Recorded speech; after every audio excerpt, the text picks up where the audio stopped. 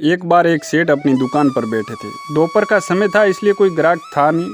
सेठ जी ने सोचा कि थोड़ा आराम कर लेता हूँ। इतने में एक संत भिक्षुक भिक्षा लेने के लिए दुकान पर आ पहुँचे और सेठ जी को आवाज़ लगाई कुछ देने के लिए। सेठ जी ने देखा कि इस समय कौन आया है। जब उठकर देखा तो एक संत याचना कर रहा था। सेठ बड़ा ही दयालु था। वह तुरंत उठा और दान देने के लिए एक कटोरी चावल बोरी से निकाला और संत के पास आकर उनको चावल दे दिया। संत ने सेठ जी को बहुत बहुत आशीर्वाद और दुआएं दी। तब सेठ जी ने संत को से हाथ जोड़कर बड़े ही विनम्र भाव से कहा, हे गुरुजन, आपको मेरा प्रणाम।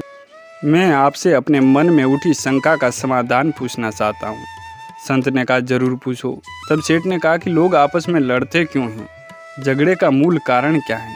सेठ जी के इतना पूछते ही संत ने शांत स्वभाव और मधुर वाणी में कहा कि सेठ, मैं तुम्हारे पास भिक्षा लेने के लिए आया हूँ।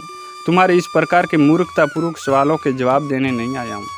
इतना संत के मुख से सुनते ही सेठ जी को क्रोध आ गया और मन में सोचने लगे कि ये कैसा घमंडी और असभ्य संत हैं। इसको पूरा आदर सत्कार और सम्मान दिया, दान दिया, और ये मेरे को इस प्रकार की बातें बोल रहा है। इनकी इतनी हिम्मत। और ये सोचकर सेठ जी को बहुत गुस्सा आ गया और वो काफ़ी देर तक उस संत को खरी खोटी सुनाते रहे। और जब अपने मन की पूरी भड़ास निकाल चुके तब कुछ शांत हुए। तब संत ने बड़े ही शांत और स्थिर भाव से कहा कि सेठ जी, मैंने आपको उकसाने के लिए 2 कड़वी बातें क्या कही, आपने हजारों बातें मुझे सुना दी। ये गुस्सा ही झगड़े का मूल कारण है और ये ही लोगों को झगड़वाता है। और यदि सभी लोग अपने गुस्से, अपने क्रोध पर काबू रखना सीख जाए तो दुनिया में झगड़े ही कभी नहीं होंगे। वास्तव में क्रोध ही झगड़े का मूल कारण है। धन्यवाद।